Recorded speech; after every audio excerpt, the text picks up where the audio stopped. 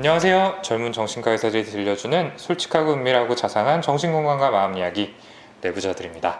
자, 먼저 오늘 방송 참여하는 저희 소개부터 드리고 시작하도록 하겠습니다. 네, 안녕하세요. 김지용입니다. 네, 안녕하세요. 정신건강의학과 전문의 허경입니다. 네, 그리고 저는 오동훈입니다.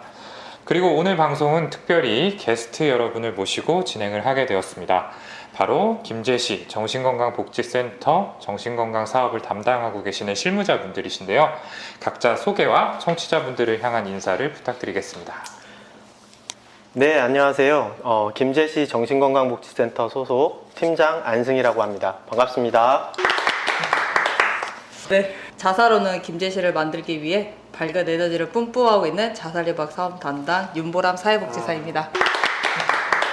네, 김제시 정신건강복지센터에서 열심히 근무하고 있는 손솔이라고 합니다. 반갑습니다.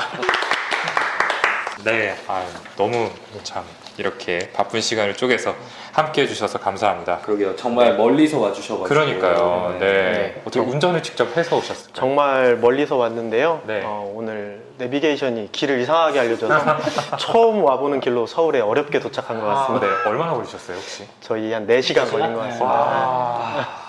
정말 고생하셨습니다. 너무너무 고생이 많으셨습니다. 네.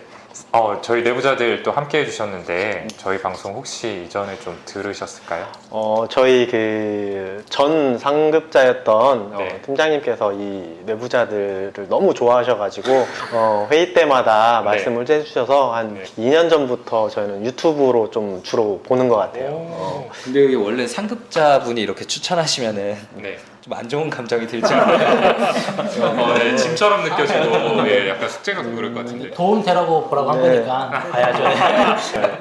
처음 소개 멘트처럼 어려운 얘기를 좀 쉽게 풀어주셔서 좀 자주 보는 것 같습니다. 아유, 네, 감사합니다. 또 이렇게 실무를 담당하시는 분들에게서 또 이런 멘트를 들으니까 또 청취자분들의 멘트도 늘 감사했지만 또 새롭게 다가오는 것 같습니다. 예, 그래서 매번 방송을 통해서 저희 정신과 의사들의 관점에서 이야기를 들려드렸었는데 이제 오늘 이렇게 또 실무를 담당하고 계시는 사회복지사 선생님들을 모시고 진행을 하다 보면 좀 더 신선한 이야기를 들을 수 있지 않을까 하는 기대가 됩니다.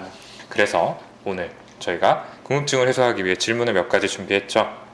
네, 저희가 이제 몇 가지 질문들을 준비했는데 사실 이제 아까 자기 소개해 주실 때부터 좀 궁금한 점들이 이제 생기더라고요. 네. 이제 보통 다른 분들께서 일반적으로 제일 궁금해할 수 있는 저희가 질문들을 드리려고 해요.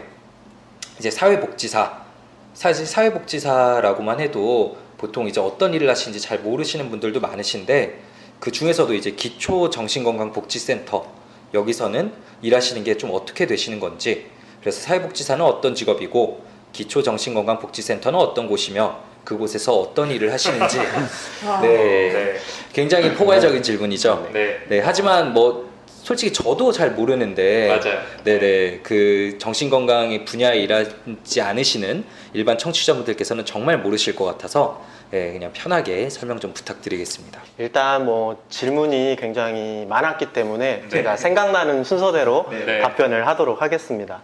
일단 사회복지라는 거는 기본적으로 다양한 욕구를 가진 대상자들에게 최소한의 인간다운 삶을 살기 위해서 서비스를 제공하는 거라고 뭐 학교 다닐 때 교수님이 그렇게 얘기를 해주셨는데요.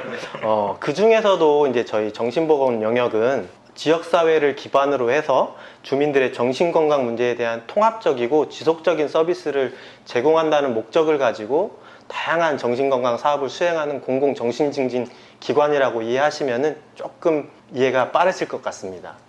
표정이 아니신 것 같아요. 네, 이것도 교수님의 대답 같은. 그 중에서도 이제 기초정신건강복지센터는 다양한 이제 여기 정신과 의사 선생님들이 계시지만 정신의료기관이 있고 정신재활시설이 있고 그다음에 기초정신건강복지센터가 있고 정신요양시설이 있습니다. 그래서 정신의료기관은 말 그대로 의료기관이고 나머지 부분들은 지역사회 시설이라고 보시면 조금 이해가 빠르실 것 같습니다. 네. 두 분의 실무자 선생님들도 어떤 일을 맡고 계신지가 좀 궁금한데요. 네, 저는 이제 센터에서 정신건강 증진 여러 가지 사업을 하고 싶지만 입사하면서 지금까지 어쩌다 보니 자살 예방 사업을 맡고 있어요. 네. 그래서 김제 시민 전체 대상으로 네. 자살 위기자분들을 대상으로 자살 위험성부터 좀 극복할 수 있도록 여러 가지 다양한 교육 홍보 캠페인 등을 진행하고 있습니다. 아, 네네. 네네. 손솔 선생님께서는 저는 지역사회에 계시는 정신질환자분들, 소위 말해서 조현병이나 네. 우울증, 조울증 이런 분들을 대상으로 하는 프로그램이랑 네. 사례관리, 그 다음에 지역사회분들에게 저희 정신질환에 대해서 인식 개선 캠페인 같은 걸 하는 그런 업무를 맡고 있습니다. 네네. 프로그램은 어떤 것들을 좀 진행을 해주실까요? 프로그램 같은 거는 저희 센터 내에서 뭐 약물 교육이라든가 지역사회에서 잘 지낼 수 있도록 사회생활 이런 것들 교육을 하고 있습니다. 아하. 팀장님께서 뭐 하실 말씀? 지금 이제 뭐 두 가지 사업만 얘기를 해서 저희가 이제 전체적인 사업을 얘기를 드리고 이렇게 세부 사업을 얘기를 드렸어야 되는데 네. 기초 정신건강복지센터에서는 크게 네 가지 사업을 진행한다고 보시면 될 것 같아요. 네. 그래서 이쪽 손솔 선생님이 얘기해 주셨던 중증 정신질환자를 관리하는 중증 사업과 윤보람 선생님이 담당하고 있는 전체 지자체의 자살률을 낮추기 위해서 예방 교육이나 프로그램 그리고 상담을 진행하고 있는 자살 예방 사업, 그리고 전 시민을 대상으로 정신건강 예방 및 프로그램을 진행하고 있는 정신건강 증진 사업, 그리고 만 18세 이하의 아동 청소년들의 정신건강 증진을 위한 아동 청소년 사업, 이렇게 크게 네 가지 사업을 진행하고 있다고 말할 수 있을 것 같습니다. 네, 거의 알파고시네. 말씀하실 수 있나? 저희 팀장님인가요? 근데 저는 궁금한 게 기초가 앞에 이제 붙였잖아요. 네. 네. 기초가 붙은 거랑 안 붙은 거랑 어떤 차이가 좀 있는지. 그러니까 센터에는 기초센터와 광역센터로 나뉘는데요. 말 그대로 광역시가 있고 뭐 시 단위가 있듯이 전국에는 16개의 광역센터가 있고요. 아. 기초센터는 총 239개의 기초센터가 현재까지 있어서 센터로는 총 합하면 네. 255개의 센터가 현재 있는 상황입니다. 네. 그럼 도 단위에는 이제 광역센터가 있다 이렇게 맞습니다. 이해하면 될까요? 네. 네네. 네. 그러니까 저는 이제 주로 이제 대학병원에 이제 전공의로 근무할 그렇죠. 때. 저희가 수련 받을 때. 네, 그때 이제 사회사업팀 선생님들, 네, 하고 뭐 이렇게 환자 토의하고 하면서 주로 만났었는데, 그러면 이제 그 방금도 설명을 좀 해주셨지만, 구체적으로 조금 더, 요런 팀에서는 요런 업무를 한다. 한 번 더 좀 설명을 해주실 수가 있을까요? 기초센터 사업팀에서 말씀하시는 네, 건가요? 네, 네. 네네. 중증정신질환관리 사업 같은 경우에는 아까 또 말씀드렸다시피 지역사회 내에 있는 정신과적인 진단을 받은 대상자들을 대상으로 사례관리를 하고 교육을 하고 또 낮 시간 동안 센터로 내소해서 주간재활 프로그램을 통해서 사회재활을 도모하고 있습니다. 그리고 자살 예방 사업 같은 경우는 이제 지역사회 생명존중 환경을 조성하기 위해서 학교로 교육도 나가고 직장인들에게 자살 예방 교육도 하고 프로그램도 하고 또 유족 관리도 하고 이런 유족 관리도. 네, 그렇습니다. 그런 프로그램을 진행한다고 생각하시면 되고 네. 정신건강 증진 사업 같은 경우에는 이제 조기 스크리닝 검사를 많이 합니다. 그래서 김제시 같은 경우는 아무래도 노인 인구가 굉장히 높다 보니까 노인 우울 검사를 1년 단위로 전수조사를 하려고 노력하고 있는데요. 거기에서 선별된 대상자들을 대상으로 등록 관리를 한다든지 지속 관리를 지금 진행하고 있습니다. 그리고 마지막으로 아동 청소년 사업 같은 경우에는 아동 청소년에 대해서 서비스를 제공하는 기관이 지역사회 내에 굉장히 많은데요. 그 중에서 이제 아동 청소년들은 이제 중고등학교에 올라가면 정서행동 평가라는 거를 실시하는데요. 그 부분에서 자살 문제 항목에 체크가 되는 대상자들을 대상으로 저희가 상담 및 프로그램을 제공하고 있습니다. 사실 그 언론에서 보도하는 거 보면 이제 최대한 이제 탈원화하는 쪽으로 이제 조현병이나 이제 만성 질환자들을 최대한 탈원화해서 이제 커뮤니티에서 관리를 하자라는 쪽으로 정책이 가고 있고, 그럴 때 항상 기사에서 보면은 말미에 등장하는 게, 그런데 그걸 뒷받침하기 위한 우리 사회의 뭐 시스템은 좀 아직 미비한 편이다. 뭐 실무자들이 굉장히 경무에 시달리고 있다, 이런 내용들이 많이 나오잖아요. 네. 그리고 노인 그 자살 예방도 이제 노인 인구가 많다고 하셨는데 노인분들의 자살 위험성이 높고 계속 늘어나는 것도 되게 문제이고, 그래서 딱 그냥 얘기만 들어도 되게 일이 많으실 것 같다, 되게 힘드실 것 같다는 생각이 드는데 어떻게 좀 괜찮으세요? 그 인원이 충분한 편이신지 하면서 지치진 않으시는지 이런 것들도 좀 궁금합니다. 그러니까 말씀하신 대로 이제 탈원화가 본격적으로 2017년 5월 30일에 이제 정신건강복지법이 개정되면서 의료기관에 있었던 환자분들이 많이 이제 지역사회로 나오게 되었는데요. 그때부터 이제 저희 실무자들이 생각한 거는 그거에 대한 적극적인 대응을 마련하지 않은 채 이게 조금 진행된 게 아닌가라는 생각을 하고 있고요. 그러다 보니까 아무래도 이제 저희 기초센터 같은 경우에는 1인당 사례관리자 수 비율이 굉장히 높은 편이었어요. 한 1대 50 정도. 그러다 보니까 현실적으로 너무 이것은 불가능하다라는 의견들이 많이 나오면서 2022년까지 그 실무자들의 인력 확충을 지금 보건복지부에서 지금 해주고 있는 상황입니다. 그렇군요. 그러면은 이제 팀장님 레벨 말고 사무를 담당하시는 분들의 이야기도 좀 들어보고 싶은데요. 실제로 인력이 좀 보충되면서 루딩이 많이 줄어드신 건지 아니면 여전히 좀 많이 힘들다고 느끼시는지. 상당히 좀 민감한 질문인데요. 근데 아무래도 네. 그 니즈가 많은 만큼 거기에 따른 프로그램도 다양화되고 있는데 거기에 따라서 이제 인력도 많이 확충을 해주는데 정부에서 지원을 하고 있어요. 네. 근데 인력이 늘은 만큼 사례관리 대상자 수도 늘어나야 될 것 같고 거기에 그만큼 그게 네. 또 어쩔 수 없는 것 같아요. 기대하시는 부분이. 네. 그래서 저는 이 정도로만 답답하고 네, 되게 마이크를 잡기 싫어하시네요. 네. 인력이 늘어나면서 당연히 사례 관리자 수도 네. 줄어든 건 확실한데 그 줄어든 만큼 또 다시 다른 일들이 생기죠. 또 줄어든 만큼 사례 관리 대상자도 더 해야 되고 거기 보니까 그렇다 보니까 똑같은 것 같아요. 보면은 저 생각에는 또 그렇다고 행정업도 있고 그렇죠. 그렇죠. 그러니까 네. 늘어난 만큼 뭔가를 많이 해야 된다는 그런 생각들이 조금 있는 것 같아요. 여전히 경무에 시달리시고 있다라고 정리를 해볼 수 있겠습니다. 네, 아무래도 좀 저희가 관심이 가는 게 저희가 직접 환자분들을 만나는 의료인이기 때문에 역시 사례관리 쪽을 조금 더 여쭤보고 싶은데요. 일선에서 만나 뵙는 환자분들이 좀 어떤 분들이고 그분들을 대할 때 좀 가장 힘든 애로사항이 있다면 어떤 게 있을지 말씀해 주시면 좋겠습니다. 네, 먼저 저 같은 경우는 이제 담당 사업이 이제 자살인 만큼 이제 우울하시고 이제 자살 사고가 있으신 분들을 자주 접하는데요. 이분들한테는 이제 문제 해결 방법이 자살이나 아니면 현실 도피 이런 부분밖에 없기 때문에 거기서 이제 제가 현장에 나갔을 때 많이 좀 처음에는 당황했던 것 같아요. 예. 내가 바로 이렇게 뛰어나가서 이분들을 바로 내가 해결해 줄 수 있을까?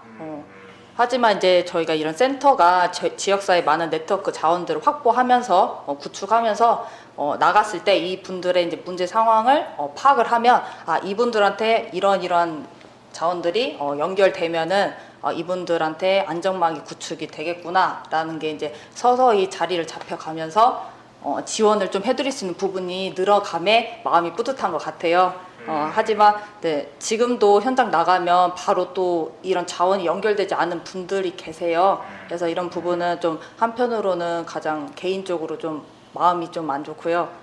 그럼에도 불구하고 이분한테 도움을 줄 수 있는 게 뭔지 계속 좀 발로 뛰고 있습니다. 다른 선생님들도 들어보면 좋을 것 같아요. 네. 힘든 점 집에만 계시는데 약물 관리 좀 안 하시는 분들.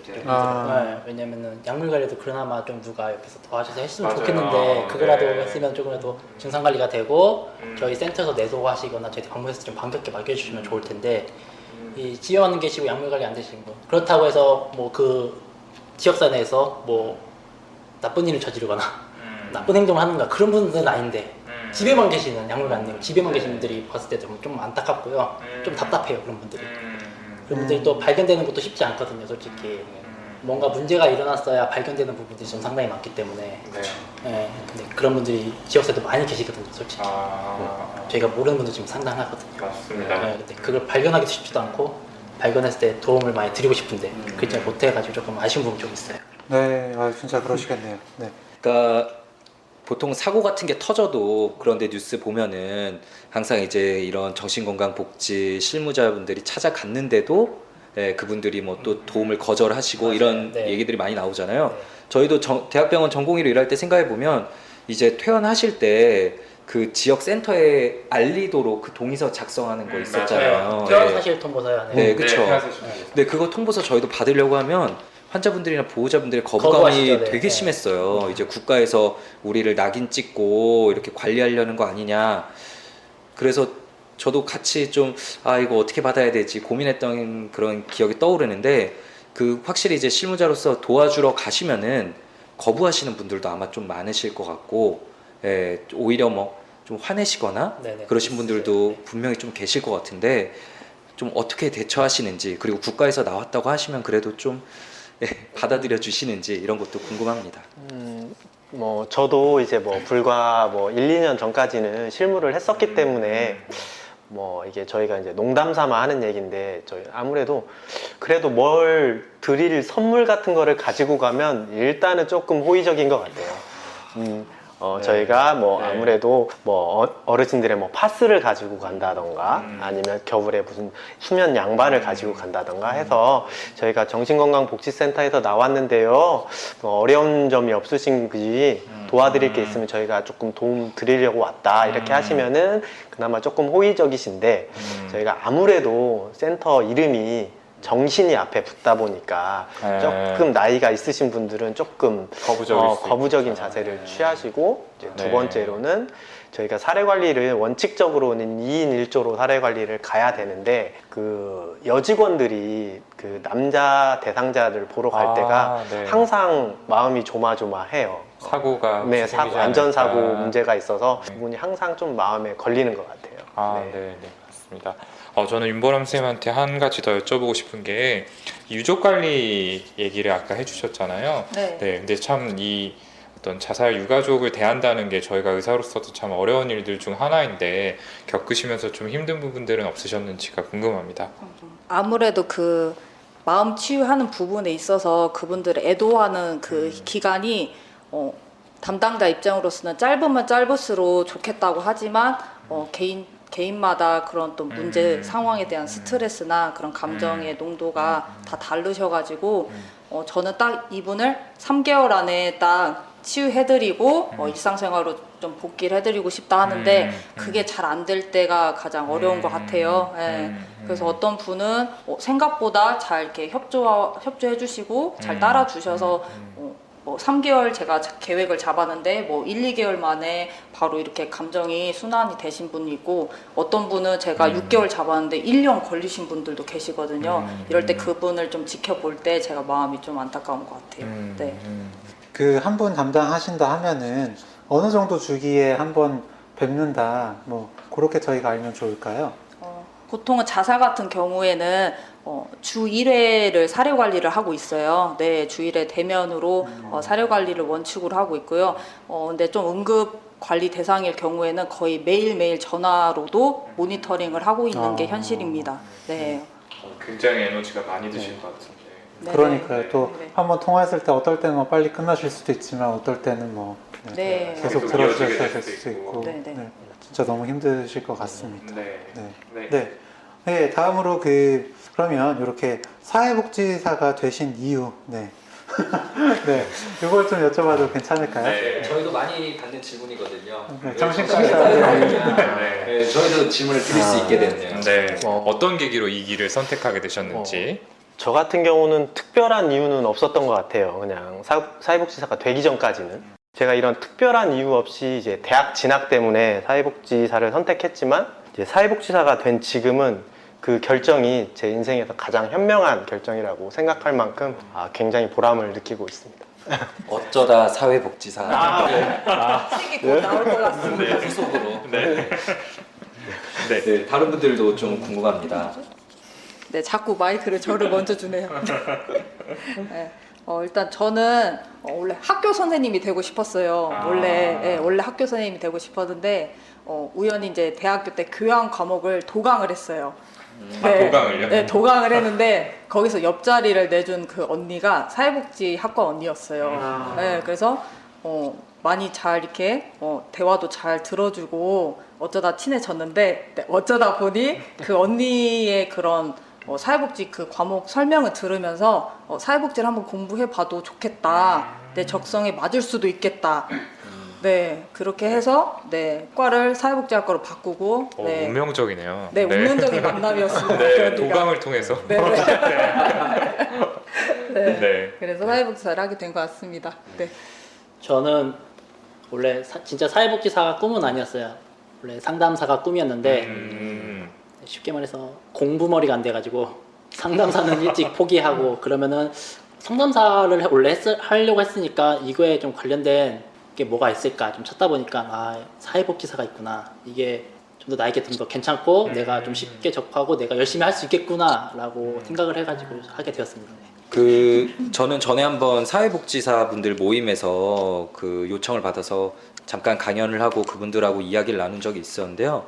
다들 공통적으로 힘들어 하시는 게 분명 이제 남들을 돕는 좋은 직업이고 거기서 위안을 얻기도 하지만 역시나 그것 때문에 좀 힘들어지는 것도 있으시더라고요. 보통 이렇게 남 돕는 거 그래도 좋아하시는 분들이 공감 능력도 좀 높으신 편이고 그만큼 남들의 감정에 영향도 받고 좀 힘들어질 때도 있잖아요. 그리고 뭐 남들 돕는다는 게 항상 좋은 결과만 나오는 게 아니니까 그래서 좀 이거 하면서 좀 힘들다 이렇게 느끼시는 부분들은 어떨 때가 있는지 그리고 다른 분들도 혹시나 뭐 도중에 이제 그만두시거나 이거는 내가 잘못 왔던 것 같다 이렇게 생각하시는 분들이 있으실 거 아니에요? 네, 어떤 부분에 좀 그런 걸 느끼시는지 궁금합니다. 저는 이 정신과 사회복지사 업무를 하는 게 첫 그 업무였는데 잘 계시던 대상자분이 갑자기 안 좋아하셨을 때 내가 정말 저분을 위해서 정말 투자를 많이도 하고 그렇죠. 많이도 공을 하고, 들이게 되는 경우가 있죠. 그렇죠. 네, 맞아요. 약물 관리도 열심히 하고 네. 프로그램도 열심히 봐주고 그다음에 사료 관리도 열심히 했는데 갑자기 어느 순간 확 안 좋아졌을 때 그때 좀 마음이 아프죠. 내가 진짜 열심히 했는데 그런 느낌 들 때가 좀 너무 힘들었어요 그때. 네, 정말 이해가 됩니다. 네, 팀장님은 좀 어떠실까요? 저도 뭐 내용은 비슷한 것 같은데요. 저는 뭐 한 사례를 얘기하자면 저희 센터에 이제 등록돼서 관리되고 있었던 회원 중에 이제 극단적인 생각을 해서 자살로 사망하신 분이 있었는데 그분의 이제 그 남편이 있었어요. 근데 관계가 너무 좋았던 사이다 보니까 저희가 그 남편을 유족으로서 굉장히 고위험군으로 생각을 하고 관리를 열심히 해야 되겠다라고 해서 매일 전화 드리고 저녁에도 저희가 좀 보고 직장에도 찾아가고 이렇게 했었는데 그러던 어느 날 이제 갑자기 저희가 그 와이프분 그 장례 절차에 있어서 저희가 이제 지원할 수 있는 부분을 지원을 하기로 했었는데 그 남편분이 이제 먼저 결제를 하고 저희가 이제 후 지급을 하는 상황이었어요. 근데 그날따라 유독 그 저에게 메시지로 그거 언제까지 되냐고 이렇게 물어보셔서 저희가 오늘 바로 해드리겠다고 이렇게 해서 그걸 처리한 적이 있었는데 그걸 다 주변 정리를 하고 그날 또 그분이 극단적인 시도를 하셨어요. 그래서 사망을 하셨는데 그 이후로 꽤 그 후유증이 오래 갔던 것 같아요. 분명히 내가 느꼈는데 그 신호를 감지했는데 좀 더 할 수 있었는데 이런 생각에 후유증이 굉장히 좀 많이 남아서 그때 좀 그런 생각을 많이 했던 것 같아요. 정말 또 저희가 경험하는 것과도 맞닿아 있는 이야기들이라 참 마음이 아플 것 같다라는 생각이 드는데요. 좀 어두운 이야기 위주로 흘러간 것 같아서 자 반대로 이 사회복지사라는 직업을 택하고 일을 하시면서 정말 좋다, 보람차다. 그리고 또 아까 팀장님 같은 경우에는 인생에서 가장 현명한 선택이었다 라고도 하셨으니까 그런 느낌을 받는 순간들이 분명히 있을 거라고 생각을 합니다. 그런 좋은 지점들이나 어떤 좋은 경험들에 대해서도 얘기해 주시면 좋겠습니다. 그 모든 사회복지사가 뭐 같은 마음이지 않을까 싶어요. 뭐 대상자의 삶이 조금이나마 나아지는 과정을 보면 좀 그런 보람을 느끼는데요. 제가 방금 말씀드렸던 그런 좀 슬픈 사례도 있지만 제가 2년 전에 이제 그 사채빚으로 인해서 서울에서 김제로 내려와서 극단적인 시도를 했던 친구가 있었어요. 그 친구 현장에 개입해서 긴 시간 동안 그 대상자의 어려움을 듣고 지지 상담을 통해서 그 친구를 이제 안정화시킨 후에 서울로 이제 돌려보냈던 케이스가 있었는데 서울로 돌아가서 그 친구에게 메시지가 한 통 왔었어요. 제가 멘탈이 좀 약해서 그렇지 평상시에는 괜찮아요. 오늘 너무 감사했어요. 이 메시지를 받았을 때 아, 내가 뭔가 생명을 한 명 구한 것 같은 이런 생각이 들면서 굉장히 좀 보람된 생각을 하게 되더라고요. 네. 어느 직업에서 그런 경험을 할 수 있겠습니까, 사실. 생명을 구했다라는 느낌이 드는 거. 네. 네, 저는 그 처음에 초발 대상자분도 있었어요. 그때 초발이어가지고 좀 정신적으로 문제가 좀 심각하신 환청 망상이 너무 심하신 분이 있었는데 그분을 도와드려 갔을 때는 막 저에게 욕도 하시고 물건 집기 던지시고 막 때리려고 폭력적으로 하셨는데 네, 그때 그리고 그 이후에 저희가 입원도 시켜드리고 다시 오셨을 때 약물 관리도 해드리고 상담되셨을 때 저한테 그때 죄송했다 미안하다 근데 고마웠다 좀 잘 지내려고 한다 이런 말씀하실 때 가장 기분이 좋죠. 네. 언제나 뭐든지 그냥 저희는 지역사회에 잘 계신 분들이 진짜 좋아요. 그때가 가장 행복해요. 우리가 많은 일을 했고 저분에게 많은 도움을 줬구나 하는 말씀. 네. 이제 학교로 이제 자살 예방 교육을 많이 가요. 그러다 보면은 수업을 하다가 우는 친구들이 있어요. 네. 그럼 우는 친구들이 있으면 혹시 이 친구가 지금 자살 좀 위험군 친구인가? 그러니까 쉽게 말하면 지금 좀 집단 따돌림을 받고 있는 친구인가? 그럴 수 있죠. 네, 그 느낌이 들고 그래서 그런 친구가 발생했을 때 이제 수업의 어떤 내용이라든가 그 부분을 조금 전환하는 그런 기술을 발휘해요. 계속 울게 놔둘 수는 없어서. 그래서 그 수업이 끝나면 그 친구가 저한테 옵니다. 네, 따로 와서 선생님 교육 중에 조금 이런 부분이 저한테 와닿아서 좀 눈물 흐르는데 선생님 신경 쓰지는 마시고 저 좀 도와주세요 라고 하는데 그때 내가 이 친구한테 도와줄 게 있구나 그 느낌이 들었을 때 너무 뿌듯하더라고요. 그래서 그때 그 친구가 있었는데 바로 이제 저희가 아까 팀장이 설명한 대로 아동 청소년 사업이 있어요. 네, 그래서 그쪽으로 선생님한테 바로 좀 내용 전달 드리고 그 전에 이제 담임 선생님하고 면담을 해서 추가적으로 그 친구가 좀 잘 생활할 수 있도록 학교 생활을 잘 적응할 수 있도록 그런 걸 했을 때 나중에 들으면 그 친구가 좀 잘 학교 생활하고 있다고 하면 기분이 좋은 것 같아요. 네네. 네, 세 분 다 이렇게 맡았던 분들이 좀 좋은 성과를 보이셨을 때 그러니까 네. 훌륭한. 네, 천상 사회복지사님들이시다 라는 생각이 듭니다. 저는 들으면서 오늘 그냥 질문이 하나 생긴 건데요. 네, 팀장님께서는 정신건강사회복지사님이시고요. 다른 두 실무자분께서는 일반 사회복지사분이시잖아요. 네. 그 차이가 뭔지 궁금합니다. 뭐 시험을 통과해야 되는 건지 경력이 쌓이면 되는 건지 업무에는 또 어떤 차이가 있는지 이런 거. 정신건강 전문요원에는 세 가지의 영역이 있는데요. 정신건강 사회복지사가 있고 정신건강 간호사가 있고 정신건강 임상심리사가 있습니다. 그 중에서 이제 사회복지사에 대해서만 저희가 말씀을 드리자면 정신건강 사회복지사가 되기 위해서는 사회복지학과를 졸업하고 하면 2급 자격증이 나오거든요. 2급 자격증을 가지고 1급 시험에 합격을 한 후에 기본적으로 그러니까 사회복지 1급 자격증을 가지고 있어야 됩니다. 네. 1급 자격증을 소지한 후에 수련기관에서 1년 동안 시간으로는 1000시간 동안 뭐 의사 선생님들이니까 더 잘 아시겠지만 1000시간 동안의 수련을 마친 후에 시험을 통해서 자격증을 취득하게 됩니다. 네. 그래서 그때 뭐 보셨던 정신과 의사 좀 그때 어땠는지 혹은 평소에 지금 일하시면서 얼마나 좀 정신과 의사들과 같이 좀 이렇게 컨택할 일이 있으신지 사회복지사 선생님들께서 보시는 정신과 의사는 좀 어떤 사람인지 좀 질문이 많은데요. 먼저 이제 일하면서 바로 엊그제였는데 새로 이제 회원분이 생겼어요. 네, 그래서 등록 회원분이 생겨서 뭐 이제 정신병원으로 이렇게 외래 진료를 이렇게 도와드린 적이 있었는데 그때마다 긴장을 하는 것 같아요. 네, 의사 선생님들 뵙는 거는 뭔가 긴장을 하게 되고. 그런가요? 예. 저는 이제 상담을 주로 하고 뭐 프로그램으로 대상자를 이제 치유하는데 회복하는데 중점을 두면 의사 선생님들은 이제 치료적 관점으로 약물 관리와 그다음에 이제 정신과 더 전문적인 상담을 통해서 해주시는 거 봤을 때 정말 좀 대단하다고 생각을 들고요. 일단 아무래도 이제 유명하신 의사 선생님들이 앞에 계시니까 이 질문에 대해서 답변을 어떻게 해야 되나 굉장히 고민을 되게 많이 했는데 솔직하게. 그래서 하나하나씩 하기로 했습니다. 나쁜 점과 좋은 점. 그래서 먼저 제가 현장에서 정신과 의사들이 저희 그 정신건강 전문 요원들을 이렇게 보는 시각이 뭔가 조금 필요적 파트너로 인식하는 경우가 좀 드물다고 생각이 되거든요. 그냥 저희가 보기에는 동료라기보다는 여러 사회적인 자원 중에 하나라고 인식하는 느낌이 많이 받아가지고 그런 점이 조금 다소 아쉽다라는 생각을 제 개인적으로 조금 해보고요.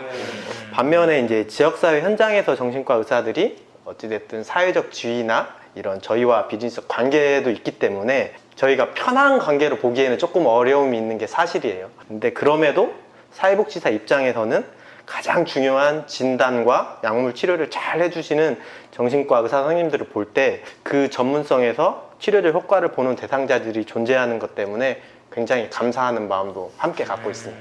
그 김제시에서는 선생님들이 의뢰 이렇게 많이 좀 해주시나요? 그러니까 저희가 이제 뭐 이런 시간이 언제 오기만을 기다렸는데 이제 저희 김제시 정신건강복지센터만의 특화 사업이 있습니다. 저희가 항상 어디 가서 저희 자랑처럼 하고 다니는데 저희가 이제 2016년부터 24시간 자살 위기자나 자살 시도자 그리고 정신과적인 문제로 인해서 자타 위험성이 높은 현장에 무조건 출동을 합니다. 전라북도 김제시가 안타깝게도 2016년부터 전라북도에서 자살률이 굉장히 제일 높은 도시예요. 그러다 보니까 자살 고유형분들한테 진짜 필요한 게 뭘까라고 생각을 했을 때 저희의 출퇴근 시간은 09시부터 18시까지인데 저희 생각에 저희 나름의 내부 회의를 거쳤을 때는 18시부터 그 다음날 09시까지가 가장 위험한 시간대인 것 같다. 그렇다면 이 시간 동안에 그 대상자들을 보는 사람들은 결국 경찰관과 소방공무원들인데 그분들은 이런 정신과적인 증상에 대해 전문가가 아니다 보니까 증상 파악에 조금 어려움을 겪었거든요. 그래서 저희가 그 사업을 지금까지 꾸준하게 이어오면서 다행스럽게도 아직까지도 1등이긴 하지만 2016년부터 계속 자살률은 감축하고 있다라는 얘기를 해주고 싶습니다. 이건 박수 한번 박수 한번. 쳐주세요. 진짜 대단하십니다. 5년째 그렇게 해온다는 게 사실은 정말 지칠만도 한데 네, 어떻게 계속 하고 계신지 네, 그 원동력이 좀 네. 기존에 있었던 직원들은 이제 뭐 같이 시작한 멤버고요. 신규 직원들은 들어와 보니까 하고 있으니까. 들어와 보니 하고 계셨던 쪽이시죠? 아, 시작부터 하셨군요. 네. 잠깐 표정이 어두워지고 네, 보여서. 저도 읽었어요.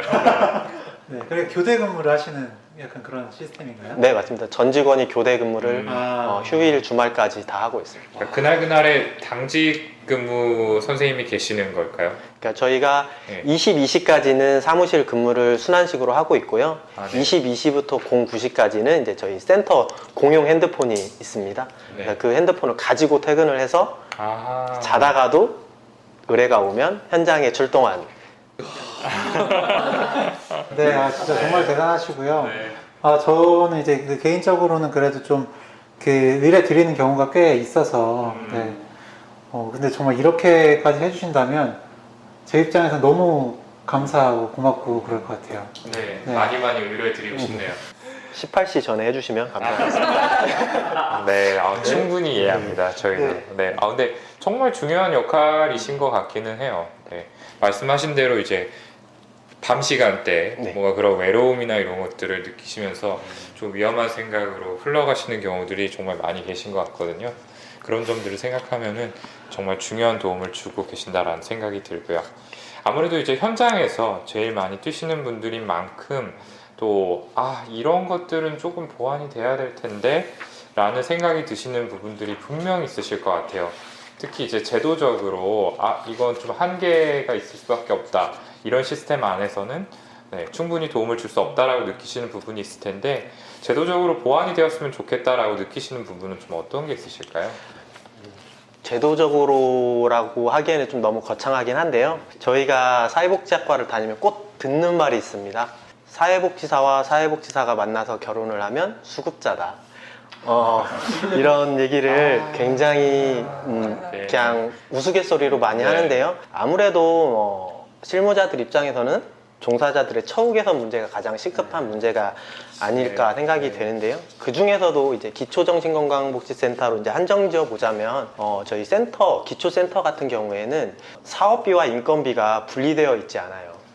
그러다 보니까 경력이 많으신 선생님들은 재호봉을 받을 수가 없는 상황이 조금 빈번하게 발생을 하고 그러다 보니 자연스럽게 이중률이 높아지거든요. 그러면 이 높은 이중률은 결국 담당 사례관리자가 자주 변경되기 때문에 대상자에게 제공되는 서비스의 질이 떨어질 수밖에 없다라고 생각이 되기 때문에 이런 처우 개선 문제는 꼭 제도적으로 조금 개선이 되었으면 좋겠습니다. 네, 맞습니다. 말하자면 열정페이로 일을 하고 계신 거잖아요. 네네. 아유, 정말 고생이 너무 많으시고, 저도 중요한 일을 하시는 만큼 그에 맞는 대우는 꼭 이루어졌으면 하는 바람이 있습니다. 네. 자, 저희 내부자들 방송을 듣는 청취자분들 중에서도 이 사회복지사의 길을 걷고 계시거나 또는 이제 사회복지 직렬을 지망하시는 분들이 많이 계시거든요. 실제로 저희가 메일도 꽤 많이 받습니다. 예, 이분들에게 현장에서 일을 하시는 분들로서 한 말씀씩 좀 해주신다면 어떤 말씀을 해주실 수 있을까요? 미래의 꿈나무들에게 한마디씩. 네. 저는 뭐 딱 두 마디를 해드리고 싶어요. 진짜로 하실 거예요? 다시 한번 생각하세요. 현명한 선택이셨다고.